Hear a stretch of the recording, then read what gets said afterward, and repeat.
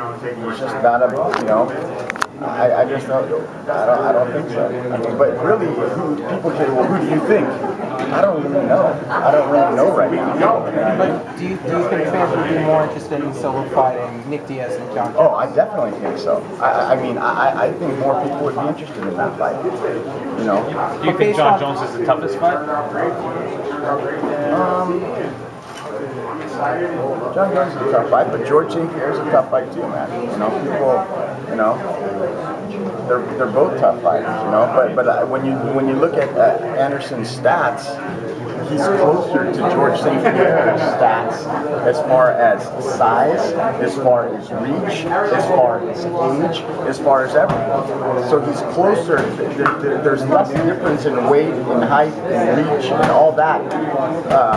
Maybe in height, it might be similar, a little bit closer to John Jones, but in every other way, in weight and everything like that, George St. Pierre is closer to Anderson than John Jones is to Anderson. But Anderson has fought at 205 more recently than he has dropped down in weight.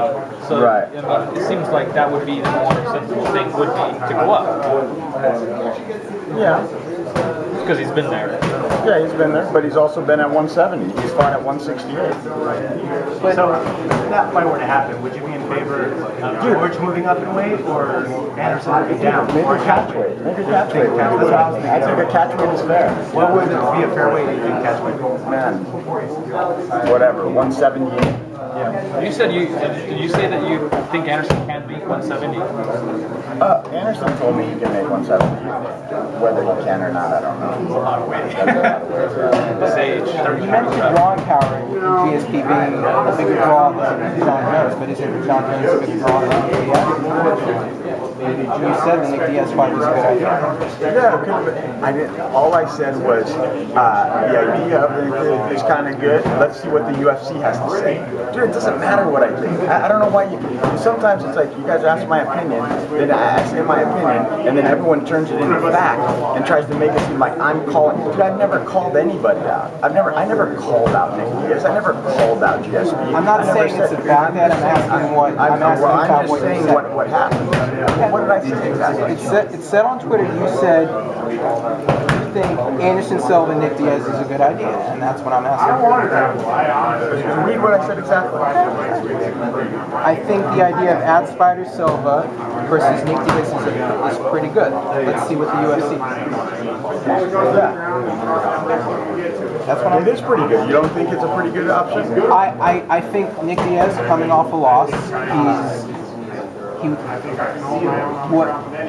fighting the middleweight champion. I think as a middleweight champion, he should defend his title. And I don't know if that's viable to have Nick Diaz fighting. So you're saying that as a middleweight champion, he should defend his title? Yeah. Then why do you want him to go up and fight John Jones? I think that could be a light heavyweight title fight because if he is the best fighter in the world, best at 185 fighting for the light heavyweight title, that makes sense. Why is it our problem? Why is it our problem that they can't find a competitor to make a big fight at 185 pounds? Why is that? So that's like saying, you know what, man, you're this, so you should go and do this. I think there are fights at 185. Where? Chris Weidman. I think the winner of the Brian Stann-Michael Bisping fight. Silva has mentioned Michael Bisping before. Yeah, he has mentioned that. Bro, it doesn't make it. That's what I'm saying. This whole talk is nonsense because you can say what you want. I can say what I want. I don't think Chris Weidman is a good. Not that he's not deserving of it. What is the benefit for Anderson Silva to fight Chris Weidman? Tell me what the benefit is. Let me just tell you. He goes out there and destroys him.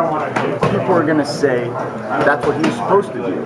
Chris Weidman goes out there and does good for him, does good against him for 3 rounds, then Chris Weidman's this great guy. It's like it's a no-win situation for us. It's high risk, low reward. It's high risk. But don't you feel like then everyone? Yeah, don't you feel like like anyone except John Jones is like that pretty much in a way? I mean, because he's going down to fight a smaller guy who's fighting Nate or GSP and not somebody at 85. But he's fighting people who are saying, some people are saying George St. Pierre until John Jones. I mean, listen, John Jones is a phenomenal athlete too, but I think before John Jones starts saying John Jones is the greatest of all time and the greatest fighter, I think he has a little bit more to prove. You know what I'm saying? I mean, there's a lot more things, and like I said the other day, taking nothing away from Chris Weidman, because I think he's a talented fighter. I think he's well-rounded. I think he's a good person.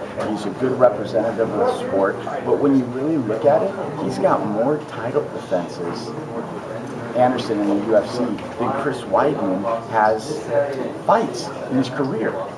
So with that being said, it's just kind of a tough thing to swallow, man. I just don't see the advantage of it. But it doesn't make a difference. It really doesn't make a difference, because if the UFC says that's who he's going to fight, Anderson's going to fight. You know what I'm saying? So it's not that. That's just the fact. You know what I mean? It's like sometimes people try to turn around when I said I'm asking for I'm asking for big fights, man. I'm asking for big fights, and that's it. In your opinion, do I think John Jones and Anderson Silva would be a big fight? I do think it's a big fight. Number one, John Jones says he doesn't want the fight, and Anderson says he doesn't want to do the fight. What is it for John Jones? What is it going to do for John Jones to go down there if he loses? It's going to ruin him.